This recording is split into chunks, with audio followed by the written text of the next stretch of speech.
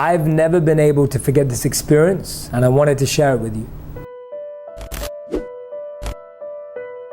I was around 9 years old and I was visiting India with my family. We were stuck in traffic and we were driving through a slum area. It was the first time I'd seen homes built out of cardboard, scrap metal, and bricks all at the same time. Growing up in London, I'd never ever seen anything like it before, apart from on TV or in the movies. I saw some children on the streets, probably around the same age as me, but very different. Some of them didn't have clothes, they looked undernourished, and they probably didn't have access to much water. Could tell by the dryness on their lips and their skin. I noticed this one young girl who had her head inside a trash can. It looked like she was scrambling for something. When she finally came out and looked at me, she smiled. Not knowing what to do, I smiled back.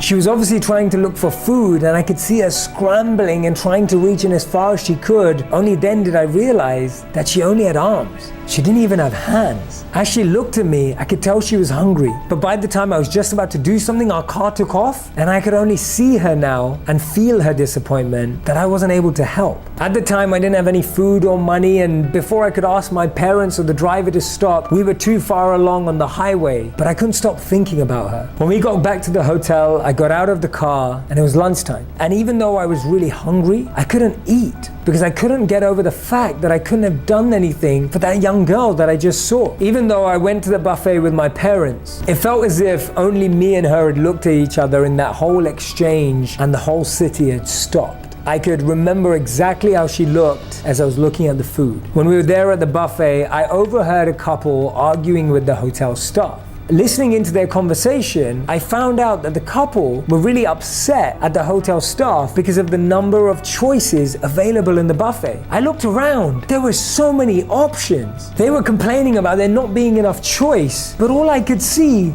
was choice. There were at least 30 items just as starters available to everyone there, but it wasn't enough for them. Now I get that everyone has their own standards, has their own expectations in life, and we're allowed to have them. And I know that everyone is fighting their own battle, but that little girl, she didn't even have hands. She was scraping with whatever was left of her arms. But many years on from that event now, I've learned a lot. One of the things is that I can sit here and be angry at that couple who was complaining, or I could actually do something about it. It reminded me of a quote by Gandhi. He said that I was sad because I didn't have any shoes, and then I saw a man with no feet.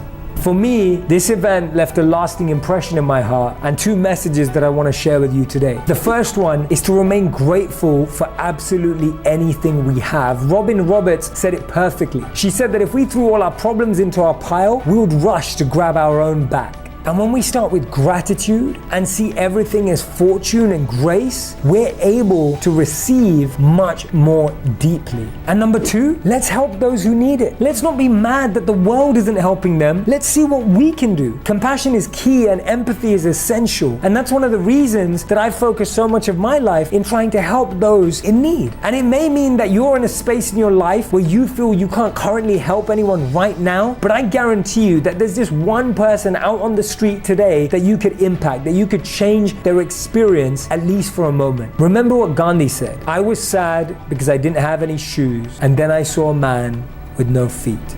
It puts everything into perspective. I am so grateful that you're watching my videos right now, and I hope that you're going to go on and watch so many more. But before you do that, make sure you subscribe to this channel so that you can find out about the videos as soon as they launch. Press the like button and leave a comment, and let's keep making wisdom go viral together.